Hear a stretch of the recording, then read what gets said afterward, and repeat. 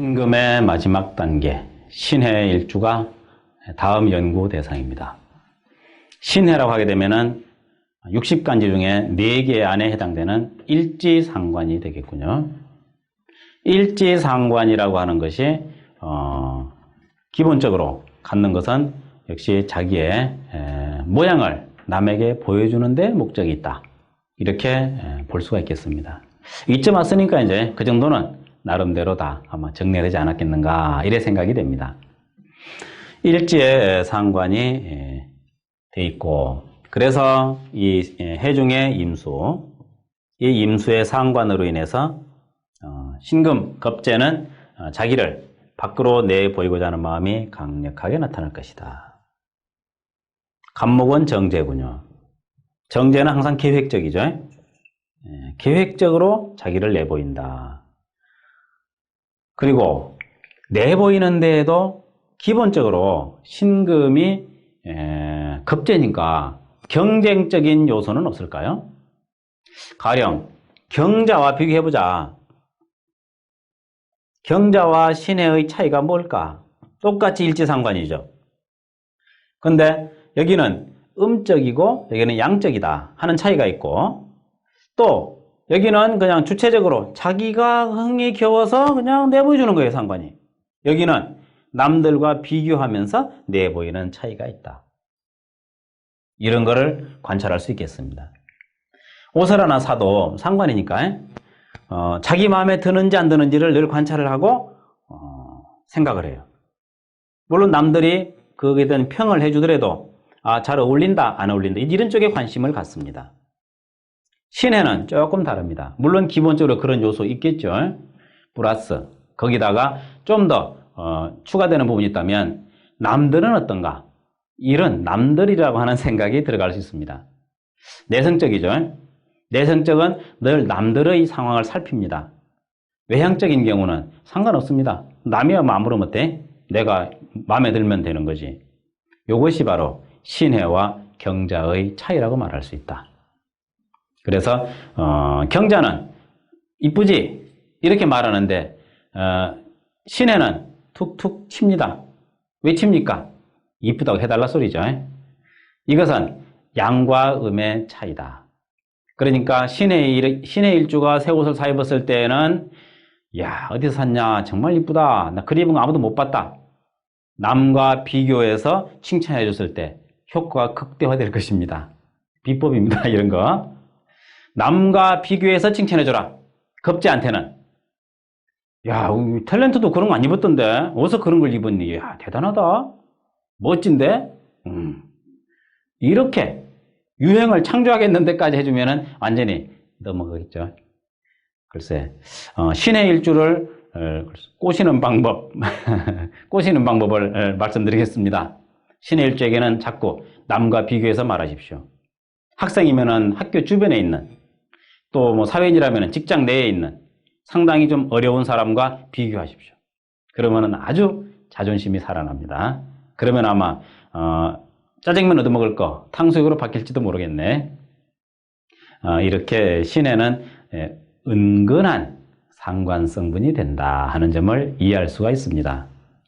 아울러서 치밀하죠. 내부에 들어있는 저 간목은 그냥 넘어가는 게 아닙니다. 계산된 것입니다. 그래서 내가 이름을 짓기를 신해 일주의 별명은 멋쟁이라고 이름을 지었습니다. 멋장이라고 그래야 됩니까? 네, 멋장이 좋습니다. 멋장이다. 왜 멋장이냐? 계획된 구획된 깔끔함으로써 자기를 나타낸다. 이런 뜻입니다. 그리고 외향이 그렇게 뭐 못났든 잘났든 그 중요하지 않습니다. 자기 나름대로 자기의 외모나 자기의 그 맞는 그걸 찾아냅니다. 그래서 남한테 그렇게 과히 이렇게 추하게 보이지 않는 이런 재주가 있습니다. 그러니까 딱 보고 멋을 내는데 은근히 남이 알아주기를 바라는 마음이 있다면 신해 내놓고 떠든다면은 가보. 가보는 왜 가본지 이해가 되실런죠? 갑자기 가보가 왜 튀어나와? 경제 얘기하다가 가보는 외향적으로 나타나는 거잖아요. 경자보다 더 외향적이죠. 왜? 목화는 양이고 금수는 음이잖아요. 사실은 따지고 보면은 음양, 오행의 게임이다, 놀이다 이렇게 말해도 되겠습니다. 신해는 그런 면에서 가장 내성적이다. 그러면서 은근히 자기를 과시하려고 한다. 그런 것을 알아주는 사람은 자기 편으로 만들기 쉽다. 이런 점도 참고할 수가 있겠습니다. 신해의 특징으로 관찰할 수 있겠네. 상관 표현력이 뛰어납니다. 자기가 알고 있는 것에 대해서 표현할 수 있는 준비가 되어 있습니다. 그리고 그 표현에 대해서 절제가 있습니다. 절제보다는 규격이 있습니다. 정제는 규격화되어 있는 거죠. 그래서 넘치지 않는, 가령 뭔가 이렇게 남에게 하나를 얘기를 할 때에도 너무 한 소리 또 해가지고 청중으로 하여금 지루한 감을 발생시키지 않을 것입니다. 딱 정리해가지고서 필요한 만큼 얘기를 딱 해주고서 마무리 짓겠죠. 그러니까 어떻습니까? 사람이 느낌이 깔끔하다 이런 느낌이 나죠. 그러면은 깔끔이라고 말하면 됩니다. 깔끔하다. 그래서 멋쟁이라는 말도 잘 어울린다. 이렇게 볼 수가 있겠네. 마음도 그렇고 행동도 그렇고 모든 것이 그렇다. 이렇게 관찰하면 되겠습니다. 이렇게 되면은 이제 기운이 자꾸 이제 밖으로 국내에서 빠져나가는 성분이 되다 보니까 여기에 대해서는 좌우에 글자가 어떻게 구성이 되느냐에 따라서 또 차이가 날 수가 있습니다. 멋을 내는 데에도 몸이 이제 유전적으로 물려받은 것이 비만하든 안 비만하든, 근데 사실은 비만하면 자신이 싫죠. 남들은 안 비만한데 내가 비만하면 싫어요. 그래서 그를 위해서 계획적으로 굶을 수도 있습니다. 다이어트라고 하겠죠. 계획적으로 몸을 다듬는다. 정제는 결국 몸이죠. 정제와 몸은 같은 말입니다. 그래서 몸을 계획적으로 다듬을 수도 있다. 이런 것도 관찰할 수가 있겠네. 신해가 갖는 여러 가지 신해만의 특징, 이런 것으로 이해를 하시면 되겠습니다. 이러한 상관의 표현과 정제 계획이 있을 때 더 필요한 것이 있다면 무엇이겠는가? 아마도 인성이 혹시 없으면 어떻게 될까 하는 생각을 해보게 됩니다. 인성이 있어서 좀 힘을 실어 주어야 마음 놓고 훑어나가겠습니다. 이미 수도 있고 목도 있죠. 음양은 중요하지 않죠. 가치가 적어져 버렸어 벌써. 그렇죠. 크게 중요하지 않다. 이미 있으니까. 상관도 이미 있으니까 또 있을 필요 없죠. 식신이나 상관이나 같다고 보고 그 나머지에서 찾는 방법을 관찰하시면 되겠습니다. 근데 무토가 들어오게 되면은 극받죠. 상관이 눈치를 보게 됩니다. 눈치 보는 상관은 별로 안 이뻐요. 그래서 기토, 편인이 들어오면은 좋겠다. 편인이 들어오면은 이 상관을 어차피 써먹는 거니까. 이것이 바로 신유와 신해의 차이점입니다. 신유는 뒤질 게 없었죠. 밖으로 나갑니다. 신해는 뒤질 게 많죠. 끌어 들어와야 됩니다. 끌어 들어와서 속으로 파고 들어가야 되겠습니다. 그래서 이런 경우에 편인이 들어오게 되면은 직관력이 아주 빠르다. 직관력이 아주 빨라서 이런 사람은 뭘 하면 좋을까요? 경매 같은 것도 가능할까요? 경매는 너무 좀 외향적인 면이 좀 커서 꼭 적당하지는 못하겠습니다. 뭔가 이와 유사한 일로서 방향을 잡으면 좋을 것 같네요. 아이들 교육도 괜찮겠죠? 자녀 받아들여서 뭔가 밖으로 내보이는데 은근히 제3자를 통한 그 무엇인가를 통한 표현, 이런 것도 한번 생각해 봅시다. 직접이 아니고 그냥 간접 표현이 되는 거죠. 신해는 간접 표현력이 우수하다. 직접 표현하기보다는 간접인 표현을 선호한다. 만약에 식신이 상관이 너무 지나치다면은 밑에는 무토도 괜찮겠습니다만은 조금은 문제가 있으니까 이번에는 좀 달라졌습니다. 일지가 양이다 보니까 이미 음양이 달라져 버렸죠. 이 사람은 이성적인 사람입니다. 그러다 보니까 이쪽으로 화살표가 가네요. 표시가 우선순위가 참 희한하죠. 희한합니다. 정화가 있으면 좋겠습니다. 수화 대립인데 괜찮습니다. 일지 상관이 딱 잡고 있기 때문에 여기 편관 들어와도 쓸만합니다. 그러면은 이런 경우는 직장에서 또 인내를 통한 자기 역할, 표현 이런 걸 가능할 수 있게 만들겠습니다. 외교관도 가능하겠네요. 근데 사람 만나는 스트레스가 조금 있습니다. 신해는. 그런 점에서 어쨌든 편관이 들어오면은 수용을 한다. 주어진 일에 대해서. 그래서 거기에 대해서 강력히 처리하기 때문에 변호사도 해볼 만하겠네. 변호사는 어떻습니까? 변호사. 주어진 고객의 의뢰를 편관으로 받아들이는 거죠. 이런 사람은 내 고객이 반드시 이겨야 된다는 이런 강박관념도 가능합니다. 내 고객이 윤리적으로 도덕적으로 옳든 안 옳든 그거 신경 안 쓰는 거죠. 상관없어. 내 고객이 나를 선택한 이상 나는 고객을 위해서 최선을 다해야 돼. 그래서 자료를 조사하죠. 정제. 변론을 생각하죠. 상관. 내부적으로 자료를 찾게 됩니다. 겉으로 떠들기보다는 조용조용 많은 사람을 쓰지 않고 스스로 발로 뛸 수도 있겠네. 이런 사람이 변호사가 됐을 때 의뢰하는 사람들은 아마 편안하게 이 사람과 허심탄회한 그 내용에 대해서 의논을 할 수 있을 걸 생각이 되네요. 그럼 반대로 정관 옆에 붙어 있으면 어떻게 됩니까? 그런 사람은 관선 변호사다. 자기 생각해봐도 이치에 맞지 않으면 변호할 마음이 안 납니다. 정관은. 뭐 애초에 틀린 걸 뭘 변호를 해 그걸. 당신 그만 졌다고 생각하고 뭐 마셔. 이렇게 됩니다. 돈 잘 벌겠습니까? 못 벌겠죠. 그래서 그런 사람은 그냥 월급을 받는 월급쟁이 변호사가 낫겠다. 이렇게도 관찰할 수가 있겠네요. 이와 같이 편관이냐 정관이냐 정관이냐 편관이냐 차이인데 정관도 그러니까 그런 면에서는 괜찮다. 쓸 수 있는데 다만 이 상관이 제대로 발휘하는 데는 조금 약하다. 암암리의 대립도 있을 것 같습니다. 임수와 대립이죠. 그 다음에 가서는 인성은 뭐 정인도 뭐 괜찮다. 경우에 따라서 필요하다면 도와줄 필요가 있다. 주체는 괜찮죠. 이런 때는 주체가 필요합니다. 음대음, 객관적은 이미 있기 때문에 이쪽에다 먼저 비중을 둡니다. 주체도 괜찮다. 같은 걸 뭐 일단 보겠습니다만 적어도 상관으로 빠져나가려면은 주체가 없으면은 변덕이 됩니다. 변덕이 있고 없고의 차이는 비겁이 있느냐 없느냐 차이죠. 비겁이 있으면 덜 변덕이 됩니다. 신의 자체가 매우 설계되는 성분이라 비겁이 도와준다면은 일관성 있게 진행이 되죠. 비겁이 안 도와주면은 조석지변입니다.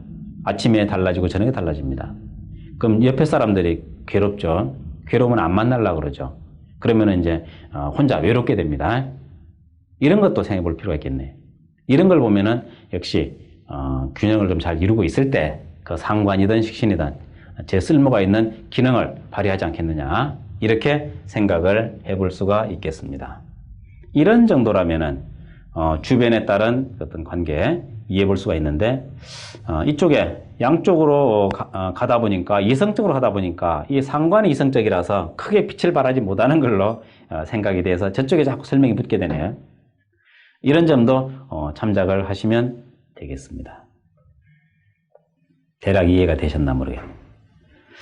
그 외에 서로 겹치는 것을 하나만 놓고 본다면 자, 식신이 옆에 나와 있다고 치자. 개수가. 그러면 궁리하겠죠. 개수는 궁리하는 성분이고 기본적으로 상관이니까 그것을 표현합니다. 궁리하고 표현하고 제가 있으면은 마무리를 짓겠네. 또 정관이 있으면은 이게 합리적인 마무리는 안 됩니다. 이때는 아마 논설 같은 그런데 조금 유리할 거로 생각이 됩니다. 정관도 있으면은 식신이 북리해가지고 정관의 상황을 상관으로 표현하자. 이런 식으로 병화와 개수가 있을 때, 뭐 또 이제 토가 있을 때는 병화가 이런 것을 받아들여서 분석을 하는데 합리적으로 또 이게 정인이 있다. 정인이 있으면은 이것을 상관을 조금 무시하는 듯 눌러가면서 수용을 하겠습니다. 어차피 수용해야 되겠죠. 수용이니까 기본적으로 수용성이 떨어지는 사람이죠. 신해는. 그래서 남의 말을 잘 안 듣는다. 이렇게 말하는데 이렇게 관살이 있고 또 수용성, 인성이 있으면은 이런 것을 살려가지고 또 남의 말도 잘 수용해가지고 그런 걸 바탕으로 해가지고 뭔가 자기 일을, 자기 표현을 조금 더 품격화, 고품격화 시킬 수 있는 그런 요인도 가능하다고 보겠습니다. 신해를 놓고 좌우의 상황에 대해서 생각을 가져봤습니다.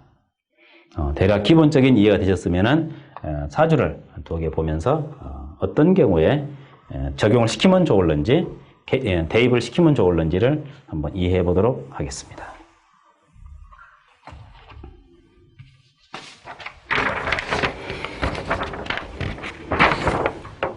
자, 이런 사주가 있습니다. 계묘, 경신, 신해, 무술. 적어놓고 보니까 어느 처제의 명식이군요. 일지상관이 있습니다. 일지상관이 있으니 신해는 어쩔 수 없는 신해 설명을 해야 되겠죠. 멋내고 싶어 합니다. 모양 안 나는 일 하기 싫습니다. 근데 그 상관이 그걸 받았어요. 멋내고 싶은 마음은 이미 그 속에 들어있고 겉으로 이게 포장이 되어 있습니다. 포장이 되어 있어 가지고서 아닌 것처럼 보이는 거죠. 그런데 사실은 상당히 강력한 이 내부적인 요인은 잠자고 있다. 또 비행기가 또 날아가는구먼요. 이렇게 극받은 상관은 표현하는데도 반항적일 수도 있습니다. 표현하는데. 표현도 두 가지죠. 뭐 다 두 가지입니다만은 그냥 순리로 하는 표현이 있고 좀 반발적으로 하는 표현이 있습니다. 상관이 극받게 되면은 표현이 손상을 받습니다. 표현이 손상받으면 반발하는 스타일의 표현이 될 수도 있습니다. 글쎄요, 뭐 듣는 사람에 따라서는 좀 피곤할 수도 있겠네. 반발적인 표현이니까. 그냥 순수한 표현은 좋겠는데, 식신도 마찬가지입니다. 극받은 식신은 연구하는데 반발적일 수 있습니다. 뭘 상대를 때려 눕히기 위해서 연구할지도 모르겠네요. 이와 같이 주변 구조에 따라서 상관의 모습이 달라진다는 거 참작하시고, 주체가 짱짱하군요. 경쟁적 주체입니다. 그리고 이성적인 사람이죠. 감정적인 사람이 아닙니다. 머리가 차가운 사람이다. 이렇게 말할 수 있겠네. 머리가 차가우면 둔행이죠. 신조 하나 만들어 보죠. 둔행형 사람이다. 이런 사람은 감정적으로 인정에 운다. 인정이라고 하는 말은 약하다 이렇게 말합니다. 인정은 감성적이죠. 이 경우는 이성적이죠. 그래서 냉정한 사람이기 때문에 이러한 진행들이 유익한가 무익한가 하는 등등의 속의 정제 어디 갑니까? 그런 계산이 좀 빠른 편이다. 감정적으로 행동하지 않는다. 만약에 다른 형제가 지금 돈이 좀 필요해. 너 돈 좀 있지? 돈 좀 빌려줘. 또는 돈 빌리는데 보증이 필요하대. 보증 좀 서줘. 그러면은 그래 형제간에 그런 거라도 도와야지. 내가 돈 있으면 줄 텐데 미안해. 이렇게 하겠느냐? 아니면은 그래 해주면 좋긴 한데 나도 지금 어떡하지? 상관이 머리를 굴립니다. 지금 내가 저기다가 지원해주고 도장을 찍어주면은 나한테 유익하겠는가 무익하겠는가? 아니면 일이 복잡해지겠는가 골치 아파지겠는가? 이런 생각을 할 수밖에 없습니다. 그러니까 그런 부탁은 거절할 준비가 되어 있습니다. 부탁하는 사람도 한두 번 하겠죠. 그 다음에는 부탁을 안 하죠. 부탁해봤자 거절받을 걸 뻔히 압니다. 그 사람은 성격이 그래. 이렇게 말할 수가 있겠네요. 다만 남한테 피해도 안 끼칩니다. 남한테 피해 끼치려면 죽어버리지 차라리. 이런 생각이죠. 내가 피해 안 끼치니까 너들도 나 피해 끼치지 마라. 이런 생각. 그야말로 글쎄 자기 스타일로 살아간다. 이렇게도 말할 수 있겠네요. 그래 관찰하신다면 이해가 좀 되시지 않을까 생각이 됩니다. 봉사해라. 가령 이제 부모님이 계신데 부모님 용돈을 좀 드리자. 형제들이 의논해가지고 한 달에 5만 원씩 드리자. 미안해 돈이 없어. 미안해가 나와버립니다. 투자해봤자 가치가 없어. 돈 안 냅니다. 낼 돈이 없어. 물론 다른 돈이 없기도 하겠지만은 있어도 못 줘. 그 의미 없는데 뭐로 투자를 해? 단돈 한 푼이라도. 낭비지. 관살이 없다는 것을 말하고 있습니다. 관살의 역할, 대인관계에서는 글쎄 덕이라고 말해야 되겠죠. 관살은 덕이다. 이렇게 말합니다. 인성은 복이다. 복덕이 갖춰지면 관인이 협조해 주는 거죠. 좋은 일이네요. 이 경우에는 인성이 전혀 안 반갑죠. 매우 강하잖아요, 사주가. 인성이 안 반가워. 그러니까는 그런데 쓰기 싫어. 생각하는 거 골치 아파. 눈치 빨라. 입 열기 전에 돈 달라고 하는 얘기인지 어디 술 먹으러 가자고 하는 얘기인지를 빨리빨리 알아들을 수 있을 것이다. 그래서 이 사람은 굉장히 판단이 빠르고 머리가 좋다. 실속적이다. 가장 중요한 거. 신해의 특징, 경자와 달리. 경자는 그냥 그대로 멋만 내고 만다면 신해는 실속을 생각한다. 그래서 이런 사람에게 실속적이지 않은 얘기는 귀에 안 들어가고 냉정하기 때문에 인정이 없다고 생각할 수 있는데 그건 매우 정상이다. 이렇게 관찰하시면 문제가 없겠습니다. 그렇게 이해되시기 바라고 또 다음 자료 보겠습니다. 임진에다가 임자, 신해, 갑오. 자, 이건 뭡니까? 상관이 겹쳤네요. 그리고 정제가 있습니다. 역시 머리가 차가운 사람이군요. 이 사람은 자기 표현에 걸림이 있습니까? 걸림이 없네요. 그냥 바로 쏘아져 나갑니다. 이런 사람은 생각한 대로 느낀 대로 바로바로 말을 해버리는 거죠. 해 중에 간목이 튀어나왔네. 임수가 튀어나왔네. 이건 있으나 마나. 자, 이런 경우에 이 사람은 어떤 조건에 있냐에 따라서 상황이 좀 달라집니다. 조건이 조폭 쪽이냐 공무 쪽이냐에 따라서 달라집니다. 조폭 쪽 같으면 조폭에서 참모가 됩니다. 공무가 되면 공무에서 기획이 되겠죠. 조폭의 참모는 갈 곳은 결국 영창이 되겠죠. 감옥이 되겠죠. 공무의 기획은 잘하면은 물론 이제 공무자가 되겠습니다만은 이 치밀한 구상과 여러 가지 사교수를 발휘해 가지고서 뭐랄까 이런 거 총무과에서 일할까? 등간에 외교, 사교 이런 방면에 탁월한 재능을 발휘할 수 있을 걸로 생각이 되네. 다만 주체가 없어. 그러다 보니까 조건에 따라서 사람이 결정이 돼. 어느 조건에 처할 것인가. 이런 사람이야말로 애초에 줄을 잘 서야 됩니다. 줄을 잘못 쓰면은 험한 데로 갈 수 있겠죠. 주체가 왜 중요한지 이런 데서 드러납니다. 주체가 서 있으면은 어느 환경이든지 자기 주체대로 그것을 분석을 하는데 주체가 안 서 있으면은 그 조건에 따라서 분석이 달라집니다. 그래서 이런 사람일수록 올바른 방향으로 가치관을 세워줘 가지고 국가에 일할 기회를 주는 것이 좋겠고 이런 사람이 적성 국가로 흘러가면은 상당히 좀 골치 아프겠네. 그 뭐죠? 그 전에 보면은 그 여자 간첩 마타하리인가 있잖아요. 왜? 마타하리. 그런 경우에 그 뭔가 아주 그 탁월한 능력을 가지고 국가에 해를 끼칠 수 있는 스파이가 돼버리면은 그 영향도 그만큼 커지게 되겠습니다. 그래서 머리 좋은 사람일수록 관리 통제가 중요하고 그만치 어렵다. 이렇게 말하겠네. 결코 어중간하게 살 수 없는 사람이 아닌가 이런 생각을 해볼 수가 있겠습니다. 하나 더 보겠습니다. 연주도 신해예요. 신해 풍년이군요. 경인에다가 신해 그리고 정유가 되겠습니다. 패자 안 갔나요? 그게 이상하네. 자, 경금 급제 받습니다. 이번에는 편관을 받네요. 편관과 상관 괜찮죠? 주체가 됐습니다. 이쪽보다 주체가 훨씬 낫습니다. 사주 비교가 딱 돼버리죠? 운이 좋고 나쁜 것은 그 사람이 하는 일이 이루냐 패냐 성패를 논합니다. 운에서 성패를 보게 되죠. 근데 심리 분석에서는 운하고 상관없어. 이 사람보다 이 사람이 더 쓸모가 있다. 이렇게 보는 거죠. 왜 쓸모가 있는가? 편관이 있잖아요.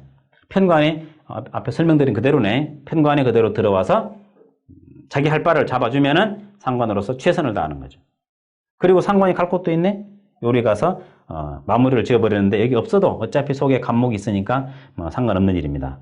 이런 사람은 그래도 뭔가 자기가 하는 일이 뭔지 무조건 수용이긴 하지만 그래도 좀 이렇게 남을 위한, 단체를 위한 뭔가를 생각할 수가 있는 그런 성향이다. 이런 사람은 그래도 감정이 있잖아요. 그래, 내가 직장에 들어왔으면 내가 적응해야지. 그리고 멀리 내다볼 수 있는 그런 시야가 또 형성되어 있다. 이렇게 보겠는데 이런 경우에는 조금 뭔가 내 맘대로 추진할 수 있는 이거 좀 극을 받고 있네요. 또 이런 차이가 있겠다.